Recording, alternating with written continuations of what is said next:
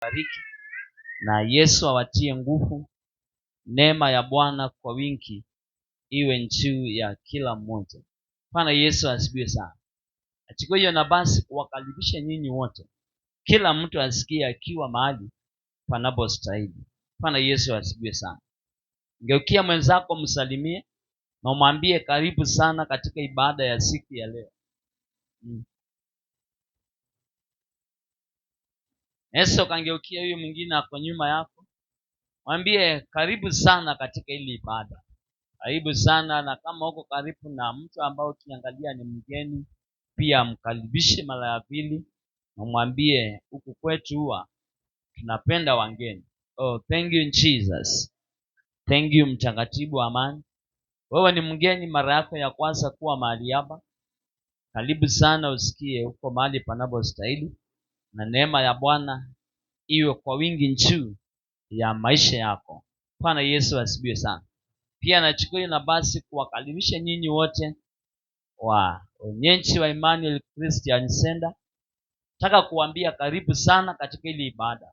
Baada ya kumshukuru Mungu, baada ya kumwambia Mungu wastahili, na Yesu atawabariki, Yesu atazidi kuwatia nguvu. Bwana Yesu asifiwe sana. Kwa hivyo karibuni sana. Karibuni sana. Kila mmoja asikie hapo mahali panapostahili na neema ya Bwana itakuwa juu ya kila mmoja. Bwana Yesu asifiwe. Yesu awabariki na Yesu awatie nguvu. Nataka kuwaletea message ambayo nataka kuzungumzia kuhusu kushukuru. Bwana Yesu asifiwe sana. Nataka kuzungumzia kuhusu kumshukuru Mungu kwa ajili ya ule wingi wa utajiri ambao Mungu ametupea. Bwana Yesu asifiwe sana. Kwa ajili ya ule wingi wa utajiri wa Mungu, kwa ajili ya ule wingi wa neema ya Mungu ambao amerelease katika maisha yetu. Bwana Yesu asifiwe sana. Na najua kana ya kwamba Mungu atakubariki na Mungu atakutia nguvu. Bwana Yesu asifiwe. Hebu tunapoangalia kila mtu ako na neema ya Mungu, na kila mtu tunapoangalia kutoka January up to now, hautakosa jambo la kumwambia Mungu, hapa umenitendea. Kwa hivyo ninakushukuru na ninasema ni asante. Bwana Yesu asifiwe sana. Mungu wetu wa mbinguni huwa anapendezwa na mtu ako na moyo wa kumshukuru kwa ile neema ambayo Mungu amekuaminia, ule utajiri Mungu amekuaminia, ile baraka Mungu amekuaminia. Bwana Yesu asifiwe sana. Iwe kidogo iwe kubwa, Mungu anahitaji mtu ambaye ako na moyo wa kumshukuru. Bwana Yesu asifiwe sana. Na mtu ambaye ana kule kushukuru, kuna hatari. Bwana Yesu asifiwe sana. Kuna hatari kwa mtu ambaye hawezi akashukuru kwa ile kidogo ambayo Mungu amempea. Na pia kuna baraka kwa wale ambao wako na uwezo wa kushukuru kwa kile Mungu ambacho amewaaminia. Bwana Yesu asifiwe sana. Iwe ni grace ambao Mungu amekuaminia. Uko na gift ndani yako, naweza ukaibia Mungu, naweza ukahubiri, wewe ni intercessor, wewe uko na ile gift ya kudance, unaweza ukadance watu wasikie wamebarikiwa. Bwana Yesu asifiwe sana. Pia namshukuru Mungu kwa hiyo karama ya Mungu, hicho kipawa ambacho Mungu amekuaminia. Bwana Yesu asifiwe sana. Kwa hivyo tunapozungumzia ili jambo la kusema kumshukuru Mungu kwa ajili ya ule wingi wa vitu ambazo Mungu amekuaminia, kwa ajili ya ule wingi wa utajiri ambao Mungu amekuaminia. Hatuzungumzii kuhusu pesa peke yake, hatuzungumzii kuhusu kazi, nazungumzia kuhusu hata vipawa, hata neema ambayo Mungu amelilisi ndani yako. Mungu anahitaji uweze kushukuru kwa kile Mungu amerelease na kuweka ndani yako. Bwana Yesu asifiwe sana. Kwa hivyo kila mtu tunapoangalia uko na jambo la kumshukuru Mungu. Bwana Yesu asifiwe sana. Kwa hivyo hata ukiangalia uone katika maisha yako uko na neema ya kuingia katika nyumba ya Mungu kila siku. Bwana Yesu asifiwe sana. Kuna wengi ambao wameshindwa kitambo. Kuna wengi ambao wamejaribu kumtumikia Mungu na imeshindikana. Bwana Yesu asifiwe sana. Unapoangalia uone ndani yako Mungu amekuaminia. Unaweza ukachukua Biblia na upungue na usome na utake kutabakari ukuu wa Mungu, utake kutabakari uaminifu wa Mungu, na ulise Mungu, inapasa kuishi maisha magani ili Mungu wa neema nikakupendeze. Pia shukuru Mungu kwa niaba ya hiyo, kwa sababu kuna wengi ambao hawana na wanataka. Bwana Yesu asifiwe sana. Kuna mtu hata kuangalia Biblia yake ako na, lakini ataibeba time ya kuingia kwa ibada, na akiingia mahali hapa hata kuipungua kwake. Bwana Yesu asifiwe sana. Hivyo unaona Yesu kaenda kutoka naingia pasi naenda another, hiyo ingine iko mbele yake. Nasoma Mathayo chapter number 1, chapter number 2. Yesu karuka uende Riuku, Yesu karuka uende Yesu karuka uingie Maka uende Riuku. Bwana Yesu asifiwe sana. Pia hiyo ni neema ambayo Mungu amekuaminia. Kwa hivyo tunapozungumzia kuhusu kushukuru, unaweza kumshukuru Mungu kwa niaba ya mambo tofauti Mungu amekuaminia. Bwana Yesu asifiwe sana. Mungu amekuaminia. Kuna watu katika ulimwengu wameamua kujiachilia ili wakaweze kutumikia dunia. Bwana Yesu asifiwe sana. Waweze kufanya mambo ya ulimwengu, na si kwa sababu wao hawataki Mungu, pia wanajaribu. Bwana Yesu asifiwe sana. Lakini unaona Mungu anakupikisha. Unaanza mwaka kutoka Januari, Disemba inaingia, mwaka unaisha. Kihesabu unahesabu baraka za Mungu. Naangalia unaona vile ambavyo uko na desire, vile ambavyo uko na kiu ya kumtafuta Mungu. Bwana Yesu asifiwe sana. Unaambia Mungu, mwaka wa 2025 ni kama sikuweza kutumika vizuri, ninangoja 2026 ipate kuingia ili nipate kumtafuta Mungu. Bwana Yesu asifiwe sana. Unaambia Mungu, mwaka wa 2025 sikuweza kusoma neno lako vizuri, lakini 2026 ninaingoja. Bwana Yesu asifiwe sana. Sikuweza kuenenda katika njia zako vizuri, lakini niko tayari. Ewe Mungu wangu, unitie nguvu. Niko tayari kukutafuta.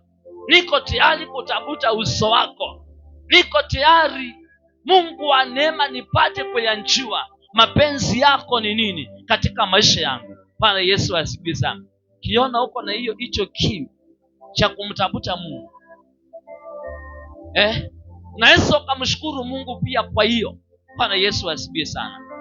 Unaona sometimes naweza ukaingia katika gari na ukiwa mahali pale hauna shughuli na mambo mengine, unahitaji tu kuangalia Mungu anasema nini kuhusu neno lake. Ukiwa mahali pale unaweza ukasafiri muda wa masaa kama 2 3, na ukiwa mahali pale unaendelea na kutabakari.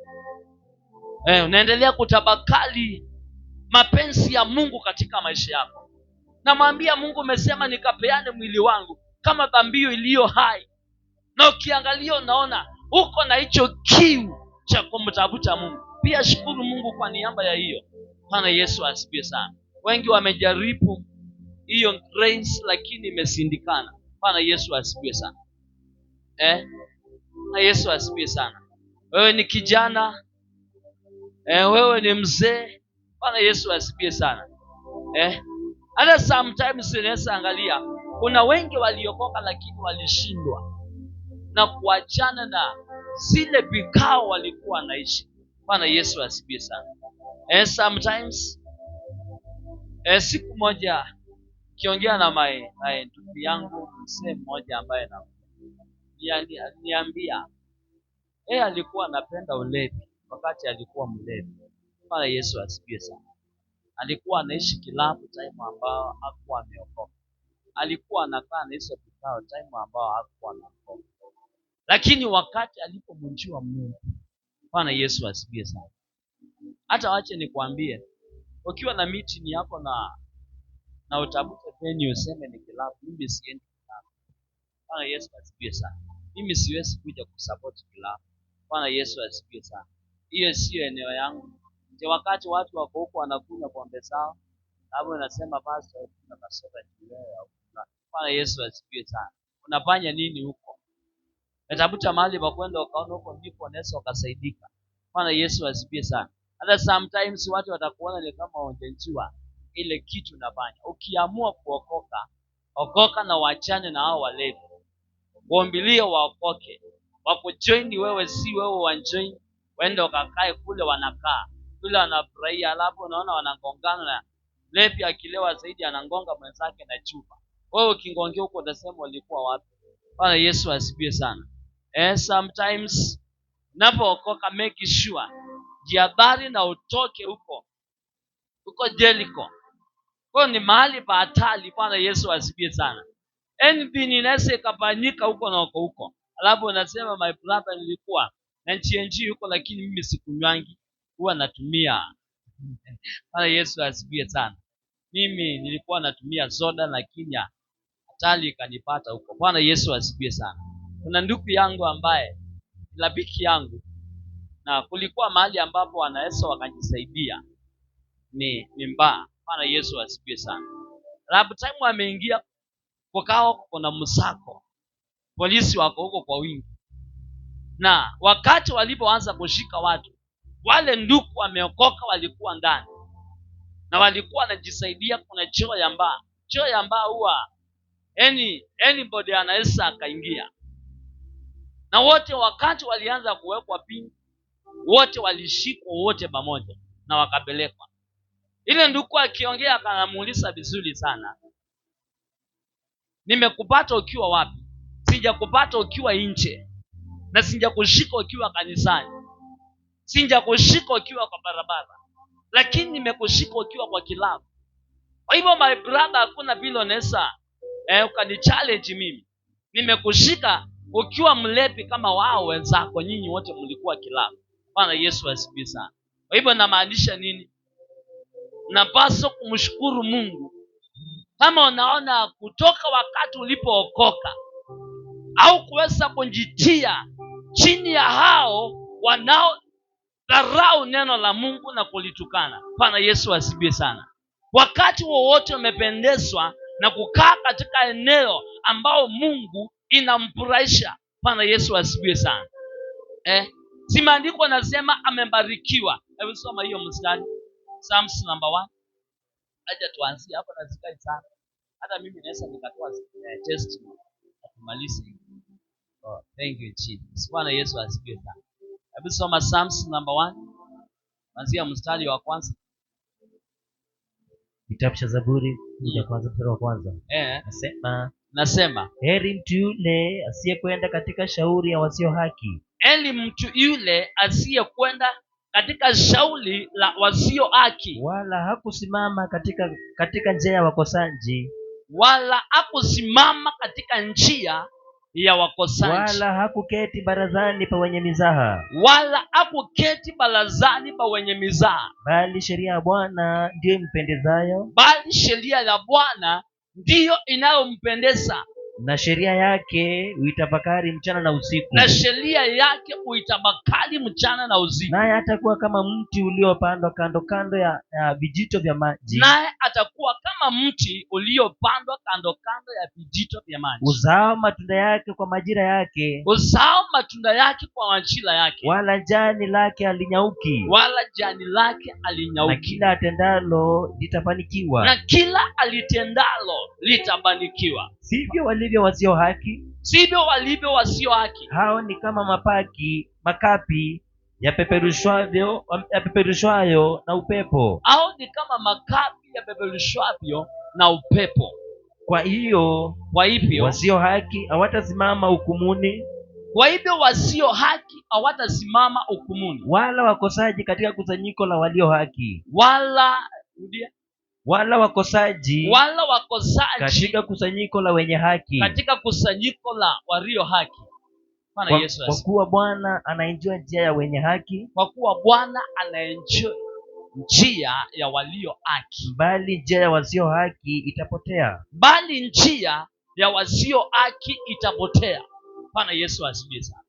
Kwa nini unaweza ukakubali upotee katika njia ya wasio haki? Bwana Yesu asifiwe sana.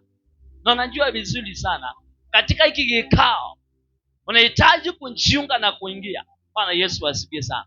Shukuru Mungu kama unaweza ukamaliza mwaka once kutoka January up to December haujaweza kujiunga wala kujitia katika njia ya hao wasio haki. Bwana Yesu asifiwe sana.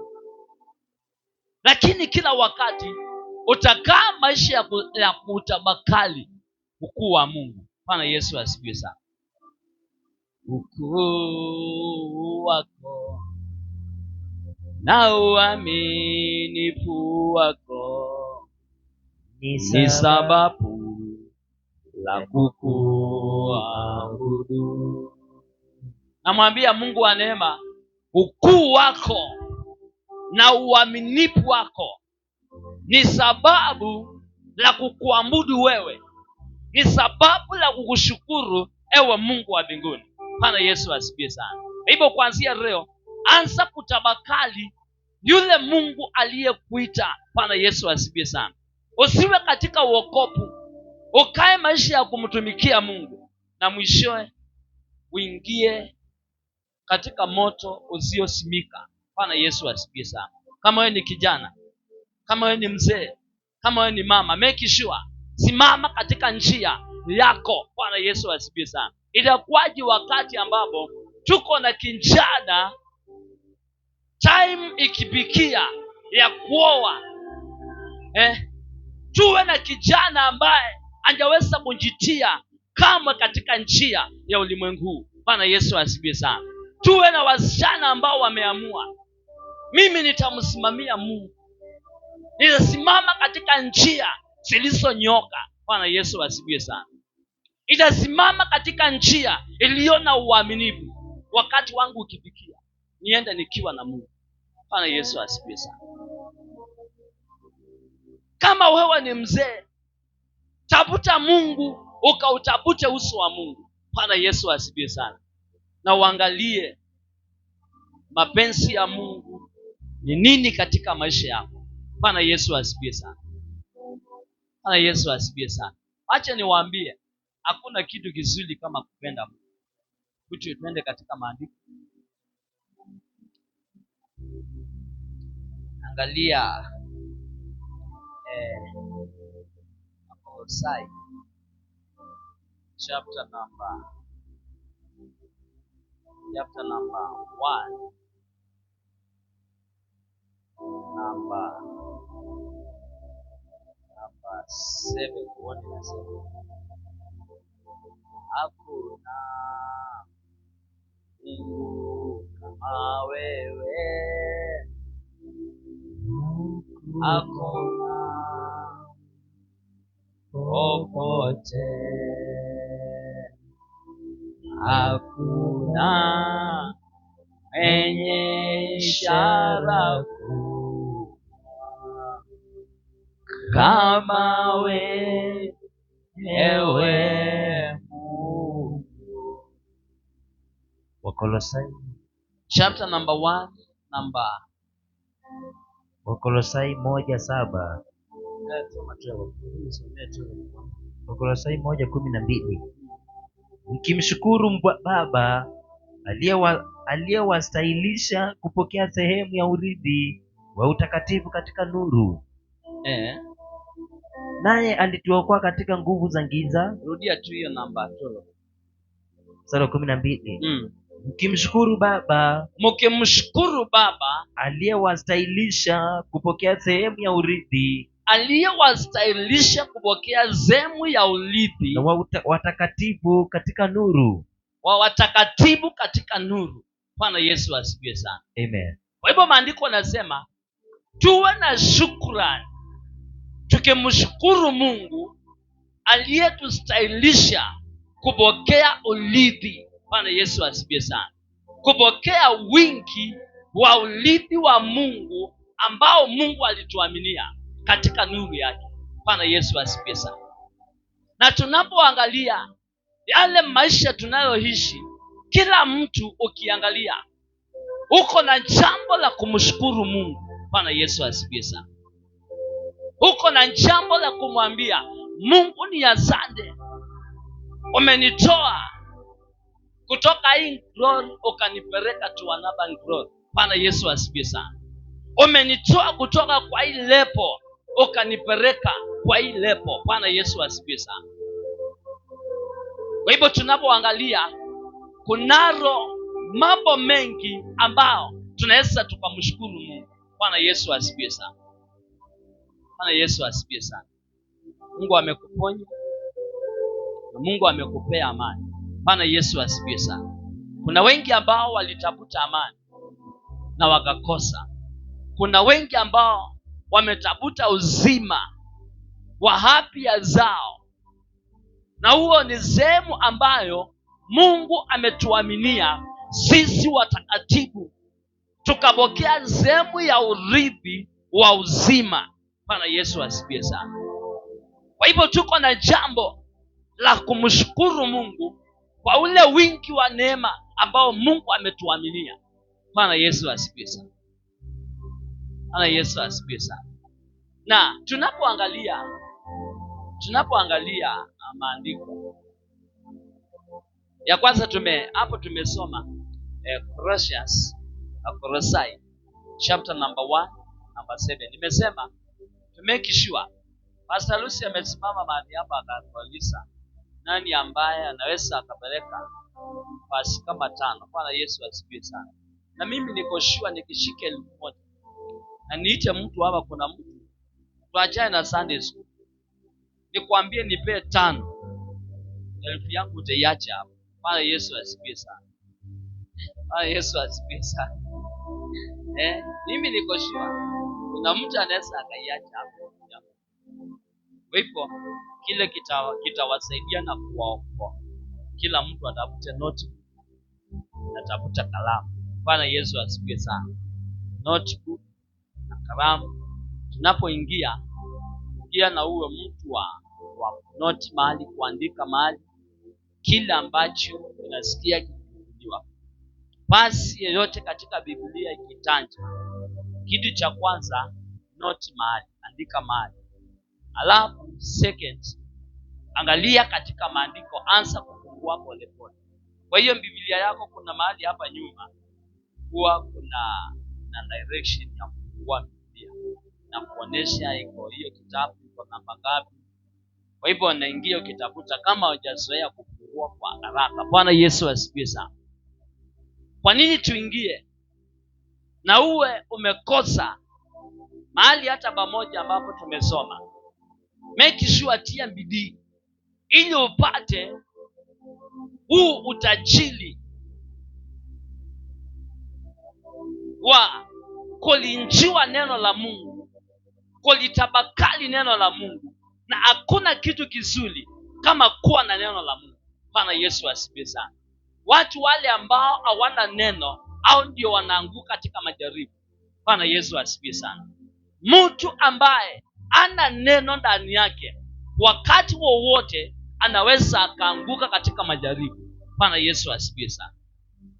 Mtu ambaye ana neno la Mungu, wakati wowote anaweza akawekwa chini na adui, kwa sababu kile kinapokinga ama silaha ya mtu wa Mungu ni neno la Mungu.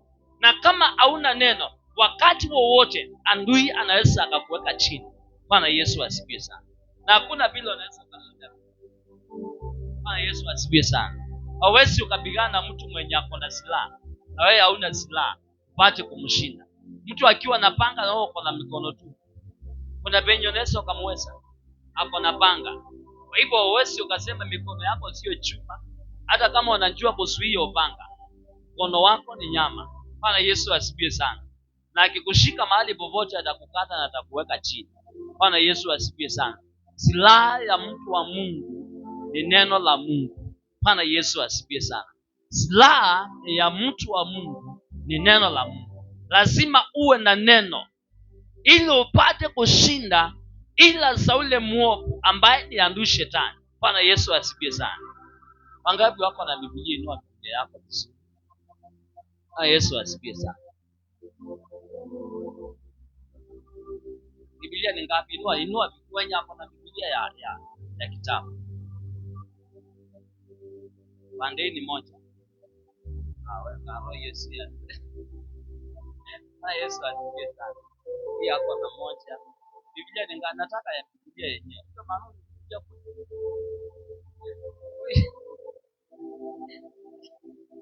Okay, Bwana Yesu asifiwe sana. Ni kama ngapi? Okay, Mungu awabariki sana. Mungu awabariki sana. Nataka tufanye hivi.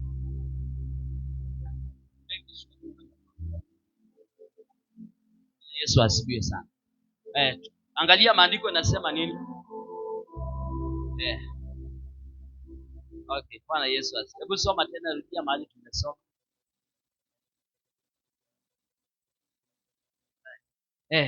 Kolosai chapter number 1:12. Inasema mkimshukuru Baba aliyewastahilisha kupokea sehemu ya urithi wa watakatifu katika nuru. Bwana Yesu asifiwe sana. Kwa hivyo it is enough. Bwana Yesu asifiwe sana. Ukishabokea hii sehemu ya urithi wa Mungu, Bwana Yesu asifiwe sana. Point number 1, utaweza kumjua Mungu. Bwana Yesu asifiwe sana.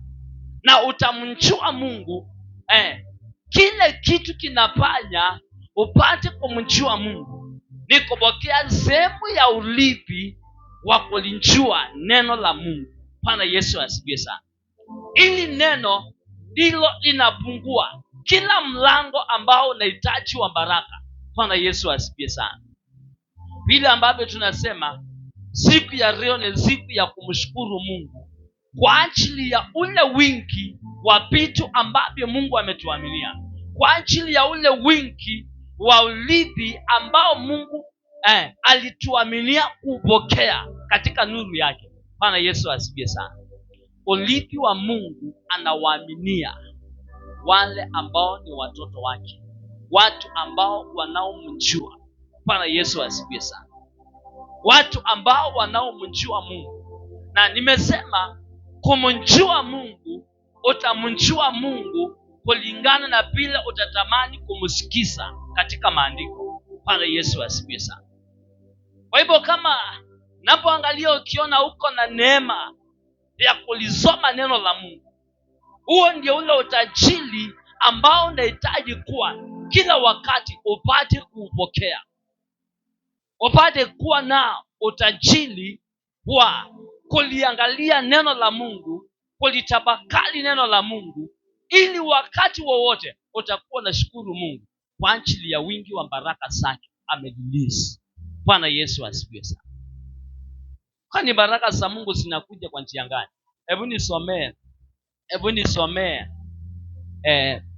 Deuteronomy chapter number 28 number 47. Deuteronomy ama kumbukumbu la Torati. Kiswahili ni kumbukumbu la Torati. Baruka ya sungu ni Deuteronomy chapter number 28 number 47. Kumbukumbu la Torati 28:47. Nasema kwa kuwa hukumtumikia Bwana Mungu wako kwa furaha na moyo wa kushukuru, kwa ajili ya ule wingi wa vitu vyote, kwa hiyo utawatumikia adui zako atakaowaleta Bwana juu yako. atakaowaleta Bwana Mungu wako kwa njaa kwa njaa na kwa kiu na kwa kiu na kwa uchi na kwa na kwa uji uhitaji wa vitu vyote, na kwa uhitaji wa vitu vyote, naye atakupika kongwa la chuma shingoni mwako, naye atakupika kongwa la chuma shingoni mwako, hata atakapokwisha kukuangamiza. hata atakapokwisha kukuangamiza. Bwana atakuletea taifa juu yako kutoka mbali, Bwana atakuletea taifa juu yako kutoka mbali, kutoka ncha ya dunia, kutoka ncha ya dunia, kama arukavyo tai, kama alukavyo tai, taifa usiloufahamu ulimi wake, taifa usiloufahamu ulimi wake, taifa lenye uso mkali, taifa lenye uso mkali, ambalo aliangalii uso wa mzee, ambavyo aliangalii uso wa mzee, wala alipendelei kijana. wala alipendelei kijana. Vika hapo. Bwana Yesu asifiwe sana. Hata nakumbuka kuna kijana mmoja alikuwa anasema ngumi yangu haijui kichwa yenye kuna nywele nyeupe. Sasa hata kama wewe ni mzee naweza nikakupomoa. Bwana Yesu asifiwe sana. Kama wewe ni mzee naweza nikakupomoa. Kwa hivyo sometimes siwezi ukajua kama wewe ndio ile taifa ambao Mungu amekuishi.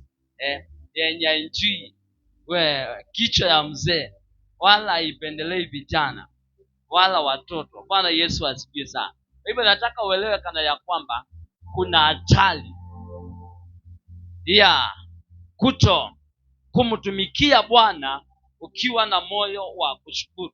Bwana Yesu asifiwe sana. Bwana Yesu asifiwe sana. Kwa hivyo tunaona kupitia katika njia ya kushukuru, Mungu anapendezwa na mtu ambaye ako na moyo wa kushukuru kwa ajili ya ule wingi wa urithi wake ambao Mungu amekuaminia katika nuru. Bwana Yesu asifiwe sana. Hapo Wakolosai chapter number 1 number 12. Hapo maandiko imetuhimiza vizuri. Mkimshukuru Baba aliyewastahilisha kupokea sehemu ya urithi wa utukufu katika nuru. Bwana Yesu asifiwe sana. Kwa hivyo tumepokea sehemu ya urithi. Bwana Yesu asifiwe sana. Katika nuru ya Kristo mwana wa Mungu. Kwa hivyo na huu urithi ambao tumeupokea, huu utajiri ambao tumeupokea, kile kitu Mungu anahitaji upate kumtumikia Mungu ukiwa na moyo wa kumshukuru siku zote. Bwana Yesu asifiwe sana. Kwa hivyo mahali ambapo Mungu amekufikisha, unapaswa kumshukuru Mungu. Bwana Yesu asifiwe sana. Kwa kazi ambayo unayoifanya, unapaswa kumshukuru Mungu. Kiwango ambacho Mungu amekuweka, elimu ambayo Mungu amekupea, neema ambayo Mungu amekupea, unahitaji kumwambia Bwana ni asante kwa hapo Mungu umenifikisha. Kuna watu wamejaribu wapike mahali ambapo wamepika, lakini imeshindikana. Bwana Yesu asifiwe sana. Bwana Yesu asifiwe sana. Wewe usifikiri kuona umepata mahali ambapo wanachoma mahindi kwa njia. Kuna mtu anasema kama Mungu unaweza ukanisaidia kama fulani, unifikishe tu katika hicho kiwango, nianze tu kuchoma mahindi kama yeye, kwa sababu naona anaendelea vizuri. Bwana Yesu asifiwe sana. Kuna mwingine anasema kama Mungu unaweza ukanisaidia niwe na kibanda kama brand ya kuuza. Bwana Yesu asifiwe sana. Iwe unauza mboga, unauza nyanya, unauza mayai. Bwana Yesu asifiwe sana. Kuna mtu analilia hiyo lepo ambao Mungu amekufikisha, lakini wewe mahali ambapo Mungu amekuweka unakaa maisha ya kunungunika, hauna shukrani mbele za Mungu.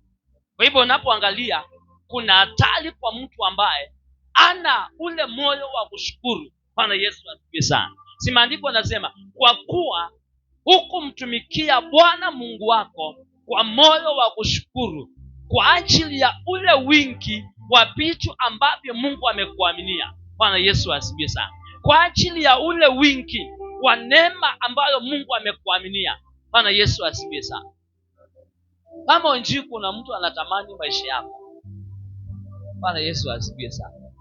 Kwa hivyo si kila mtu ako na sababu la kumshukuru Mungu. Napokaa na kuangalia katika maisha yako, kila mtu uko na jambo la kumwambia Mungu ni asante. Bwana Yesu asifiwe sana. Uko na jambo la kumwambia, hakika Mungu, kama si wewe singefika mahali ambapo mimi nimefika. Umenisaidia, umenitoa mbali, mahali ambapo umenifikisha. Mungu wa neema, naweza nikakushukuru na kusema ni asante. Bwana Yesu asifiwe sana. Wengi ambao tunaona tunaendelea vizuri, lakini kuna mahali, kuna maisha ambao uliishi, unamwambia Mungu, nikiangalia yale maisha mimi naishi na nikiangalia kule Mungu wa neema amenitoa, hakika Mungu wa neema naweza nikakushukuru. Bwana Yesu asifiwe sana. Na nakumbuka kuna sikukuu kadhaa, Christmas kadhaa ambazo Desemba, wakati wa kusherehekea sikukuu, mimi nakumbuka kuna time ilikuwa naingia hiyo tarehe 25, na unajua kule shangu vile watoto wanahitaji chapati, lakini sisi tulikuwa tunakaa kama, kwa sababu hatukuwa na unga wakati huo. Bwana Yesu asifiwe sana. Na hapo tunasikia huko chapati inanuka kila mahali. Bwana Yesu asifiwe sana. Lakini sisi kwetu hatuna, hata hatujaweza kuvaa hiyo nguo ya Christmas. Bwana Yesu asifiwe sana. Nakumbuka brada yangu siku moja aliamka na akalia sana. Aliamka na akalia sana, kwa sababu anaona watoto wengi wamevaa vizuri na wanaenda kufurahia. Akasimama hapo nje na akalia, sababu mimi ndiye nilikuwa mkubwa. Sikutaka kuonesha wazazi wangu kama ninalia. Niliingia nikaenda kulilia huko ndani. Alafu akiingia na pangusa machozi. Uko sawa? Mimi niko sawa. Bwana Yesu asifiwe sana. Lakini mimi nalia kimoyo moyo. Bwana Yesu asifiwe sana. Tuko hapo na hatuna kitu, hata hiyo unga yenyewe. Hata nauliza nitalilia nguo ama nitalilia unga.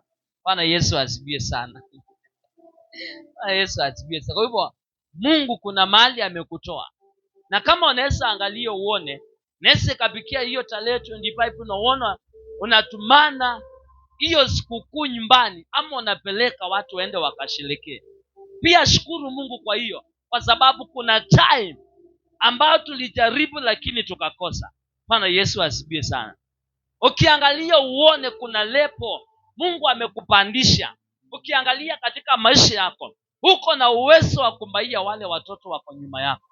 Naweza ukawambaia utotungua wapae vizuri na waishi kana ya kwamba leo ni siku ya kusherehekea kuzaliwa kwa Yesu. Na unaona Mungu amekuwezesha, na unaweza ukatumana watoto waende wafurahie. Pia shukuru Mungu kwa hiyo. Bwana Yesu asifiwe sana. Kwa sababu si wote wako na huo uwezo. Na yale maisha uliyopitia, pia kumbuka wakati ambao Mungu amekupandisha na akakuweka kwa lepo ingine. Pia kuna watu pia wanazidi na kumulilia Mungu. Bwana Yesu asifiwe sana. Inasema nini hiyo 47? Hebu rudia tena.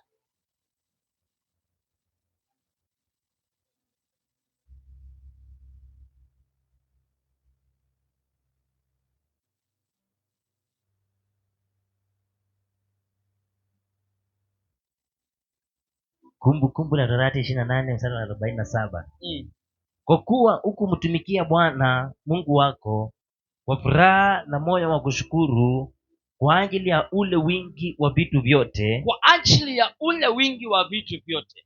Kwa hiyo utawatumikia adui zako watakaoleta Bwana juu yako. Kwa hiyo utawatumikia adui zako atakawaleta Bwana Mungu wako. Na kwa njaa na kwa kiu na kwa uchi na kwa uhitaji wa vitu vyote. Fika tu hapo. Bwana Yesu asifiwe sana. Kwa hivyo sio, naona kuna hatari kama utaweza kushukuru kwa wingi wa neema ambayo Mungu amerelease na kuweka ndani yako. Bwana Yesu asifiwe sana. Bwana Yesu asifiwe sana. Napoangalia katika kiwango ambacho cha elimu Mungu amekuweka, kiwango cha kazi ambacho Mungu amekuweka, kiwango cha biashara ambacho Mungu amekuweka, kiwango cha kumjua Mungu. Bwana Yesu asifiwe sana. Sisi wote tunaweza tukashukuru Mungu. Bwana Yesu asifiwe sana. Kwa sababu kuna watu wamejaribu haya maisha lakini imesindikana. Bwana Yesu asifiwe sana. Bwana Yesu asifiwe sana. Kama wewe ni kijana na hujaweza kukutana najua kuna wamama huwa wanaweka vijana. Bwana Yesu asifiwe sana. Na wewe hujakutana, hujafikia hiyo level ya kuwepo. Bwana Yesu asifiwe sana. Pia si unaweza ukashukuru Mungu. Pia kama unaweza ukaanza kutoka Januari umalize tu December na unjaruka kidogo ukaenda mpango wa kana, pia si unaweza ukashukuru Mungu. Bwana Yesu asifiwe sana. Pia kama unajua kutoka Januari up to now, hakika umekuwa ukilinda imani yako na Mungu amekuwezesha, na sasa ni wakati wa kumwambia Mungu ni asante kwa yale yote umeniwezesha kuvuka mwaka wa 2025. Bwana Yesu asifiwe sana. Kuna wengi walikuwa wamejaribu kukalia utakatifu na imeshindikana. Bwana Yesu asifiwe sana. Bwana Yesu asifiwe sana. Kwa hapo nasema tukiambiwa tutoe tupeane basi kama 10. Mimi niko tayari, niko na 10 naweza nikasimama na nisipeane kama maji. Pia siushukuru Mungu kwa niaba Mungu amekuwezesha kuwa na hiyo grace ya kusoma neno la Mungu. Bwana Yesu asifiwe sana. Lakini wale unasema mimi nikiangalia kwa matendo yangu ninaona bado mimi sijafikia. Bwana Yesu asifiwe sana. Lakini unamwambia Mungu 2026 ninaingonja. Bwana Yesu asifiwe sana. Kuanzia leo tarehe 14 mwezi wa Disemba mwaka wa 2025, tukipuka twende tarehe 15 kesho, nitakuwa tayari kusimama katika nafasi. Bwana Yesu asifiwe sana. Namwambia Mungu kuanzia leo nami sitaweza kushindwa tena. Make sure nitasimama katika nafasi ili nikaweze kupokea urithi wa kulitafakari neno la Mungu. Bwana Yesu asifiwe sana. Ambao neno la Mungu ndiye chanzo cha kila kitu. Bila unaona tunamshukuru Mungu, bila unaona tunamwambia Bwana ni asante. Kuna vile tuliishi tukakaa na Mungu wetu na tukaangri na yeye, tukamwambia Mungu tutaenda pamoja na wewe, nitasimama katika njia yako. Bwana Yesu asifiwe sana. Jacob anamwambia Bwana, ukisoma Mwanzo chapter number 28 kuanzia pale mstari wa 10 ukiteremka ukibikia namba 16 kwenda namba 20, taona Jacob akiwasiliana na Mungu wake na anamwambia Mungu, wakati Mungu alipoweka ile covenant na yeye anamwambia mimi nipo pamoja na wewe, sitakuacha, sitakupungukia, nitaenda pamoja na wewe katika safari yako. Jacob anamwambia Bwana, kama Mungu utanilinda. Bwana Yesu asifiwe sana. Kama Mungu utanilinda niende katika safari yangu, niende kwa amani, unipee nguo nipae, unipee chakula nile. Hakika anamwambia nami nikirudi katika safari yangu. Ndio kusoma Mwanzo chapter number 28 namba 16. Hapo utaona Jacob akizungumza na Mungu, anamwambia hakika kama utanilinda katika safari yangu. Bwana Yesu asifiwe sana. Na kuna kitu moja nimetafakari katika safari hii, safari ya imani hii, safari tunayotembea na Mungu. Haya si maisha ya kawaida. Hii inakuwa ni safari yako umeanza kutembea na Mungu. Bwana Yesu asifiwe sana. Amen. Unamwambia Mungu, kama utanilinda nisiende katika njia isiyokupendeza, kama utanilinda unibariki, unipee ule wingi wa neema, nami nitamake sure nitakutukuza kwa ajili ya ule wingi wa vitu ambavyo Mungu utaniaminia, kwa ajili ya ule wingi wa neema ambao Mungu wa mbinguni utalilisi ndani yangu. Jacob anamwambia ukinilinda niende, unipee mavazi nipae, unipee nguo nipae. Bwana Yesu asifiwe sana. Anamwambia basi nami nitakaporudi nitakupea sehemu ya 10 kwa chochote ambacho itakuwa Mungu wa mbinguni umeniaminia. Bwana Yesu asifiwe sana. Amen. Bwana Yesu asifiwe sana. Amen. Kama unaona uko na hiyo grace, Bwana Yesu asifiwe sana. Unajua kumwongopa Bwana kwa kile ambacho Mungu anakupea. Unamwambia Mungu, mimi nitakuwa nikitoa shukrani kwa ajili ya ule wingi wa baraka ambazo atakuwa kililisi. Bwana Yesu asifiwe sana.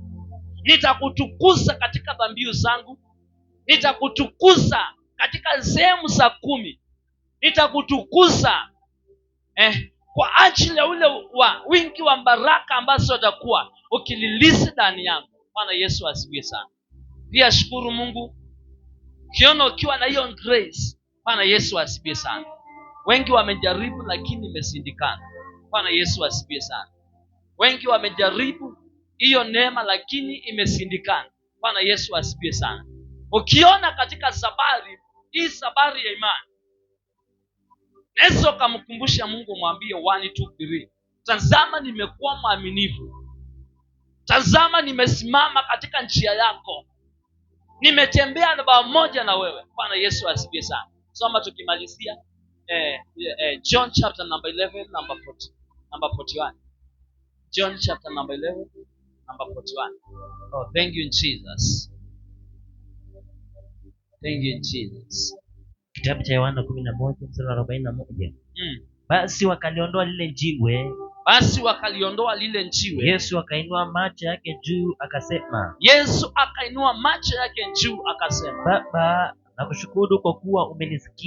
Baba, nakushukuru kwa kuwa umenisikia. Nami nalijua ya kuwa wewe wanisikia siku zote. Lakini kwa ajili ya mkutano huu wanaohudhuria nalisema haya.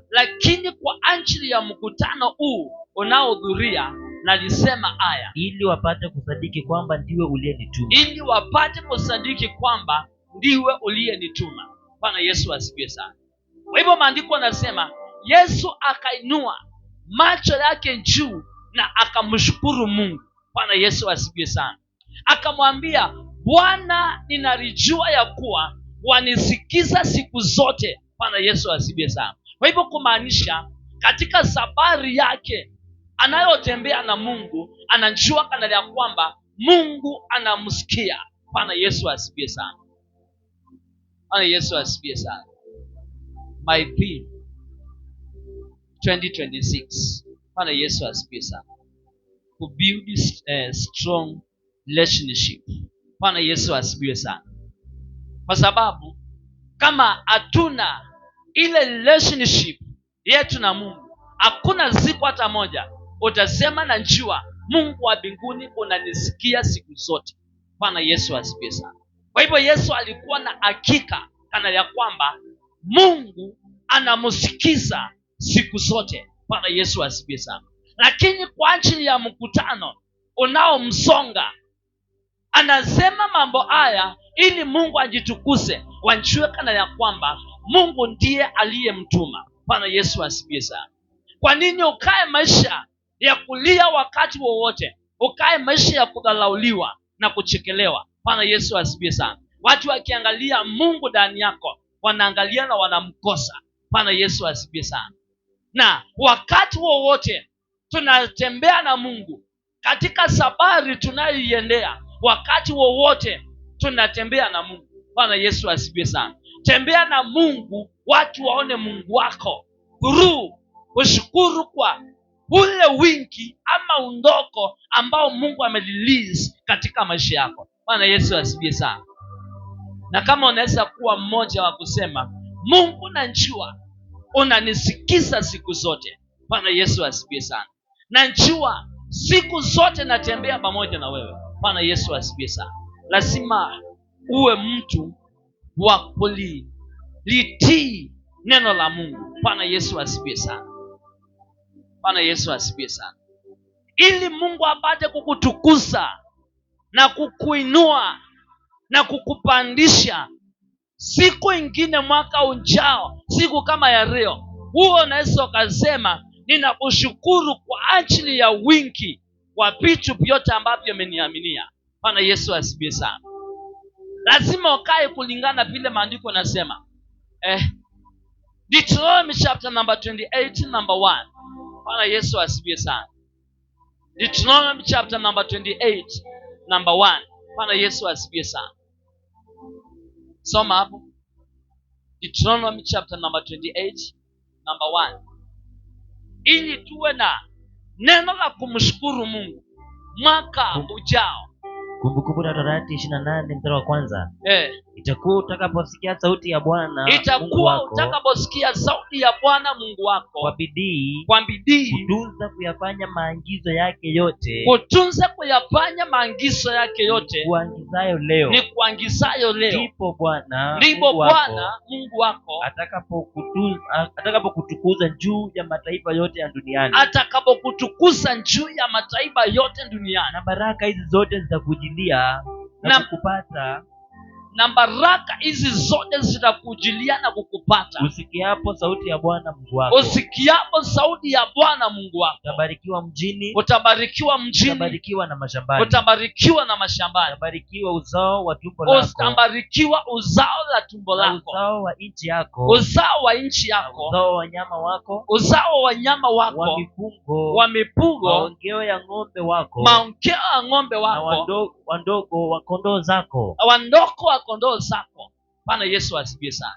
Kwa hivyo main topic ya hili jambo, ili upate kufanikiwa, upate kuona Mungu, ni mtu ambaye anajua kulitii, kulisikiza kwa bidii neno la Mungu analotuagiza. Bwana Yesu asifiwe sana. Ukiwa mtu wa kulisikiza, kile kitu kinafuatia ni kulitii na kulifanya. Bwana Yesu asifiwe sana. Bwana Yesu asifiwe sana. For example, tuko na mtu kama Faith pale. Bwana Yesu asifiwe sana. Faith, umeshika nini kwa mkono wako? Uko na simu. Namwambia Faith, lete simu. Bwana Yesu asifiwe sana. Lete simu yako. Si amesikia? Bwana Yesu asifiwe sana. Lakini akae asilete simu. Bwana Yesu asifiwe sana. Faith, nahitaji simu yako. Lakini akae asilete simu yake. Bwana Yesu asifiwe sana. Kwa hivyo nasikia Mungu akizungumza, amesema Faith, nisaidie na simu yako. Bwana Yesu asifiwe sana. Lakini akae, si amesikia, lakini angetimiza vile sauti linasema. Bwana Yesu asifiwe sana. Lakini kwa wale wananjua kusikiza sauti ya Mungu na kulitenda, Mungu anasema hapo ndipo Bwana Mungu wako atakapokutukuza juu ya mataifa yote ya dunia. Bwana Yesu asifiwe sana. Mungu anakuambia hivi, utabarikiwa ukitoka, utabarikiwa na ukiingia. Mungu atakubariki hapa mjini Nairobi. Mungu akubariki hata na mashambani. Bwana Yesu asifiwe sana. Na jambo linalo ni pressure katika neno la Mungu,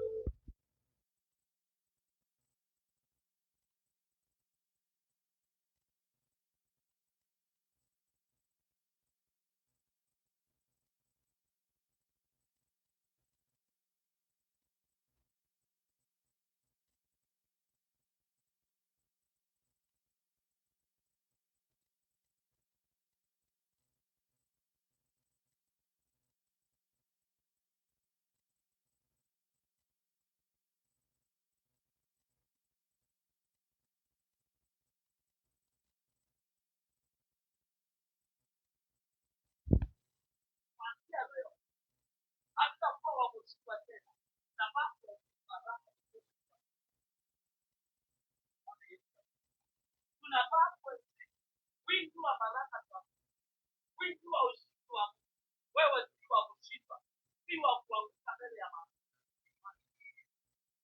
Lakini sasa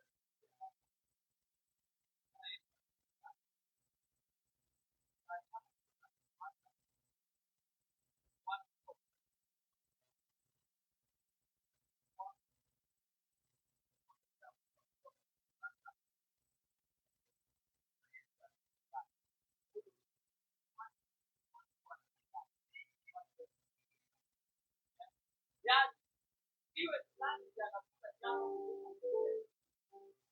kutoka sehemu ya tatu Bwana Yesu asifiwe. Na Mungu anataka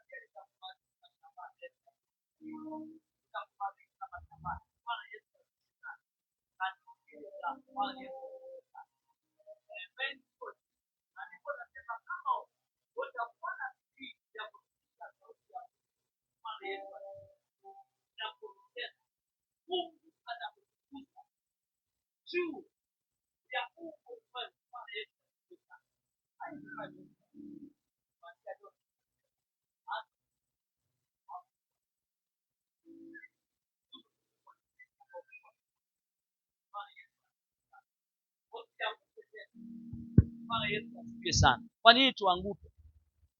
Kwa nini ukae maisha ya kulia? Bwana Yesu asifiwe sana. Mwambie Mungu, nitasimama katika njia yako.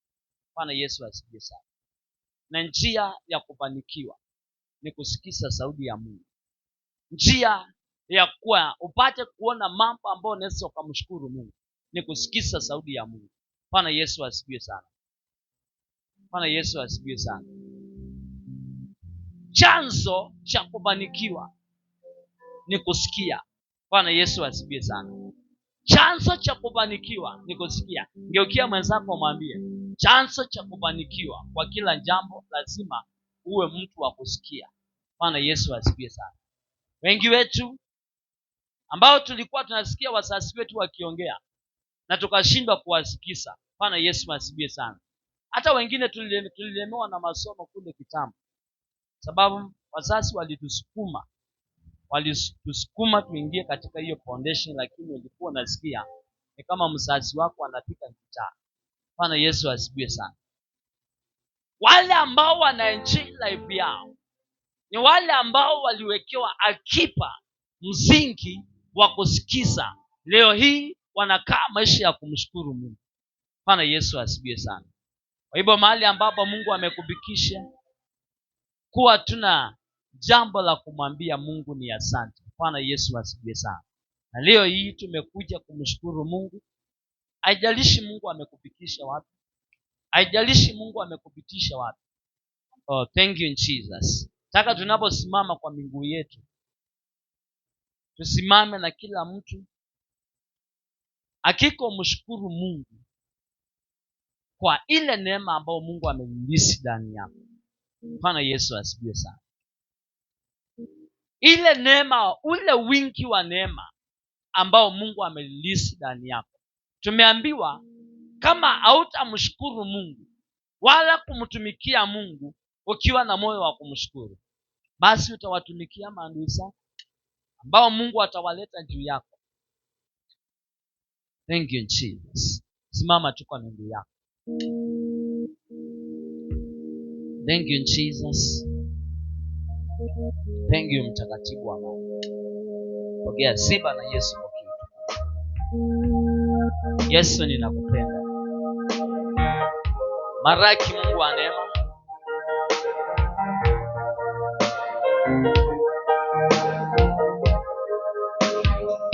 Haijalishi leo umejiandaa namna gani kuja kumshukuru Bwana.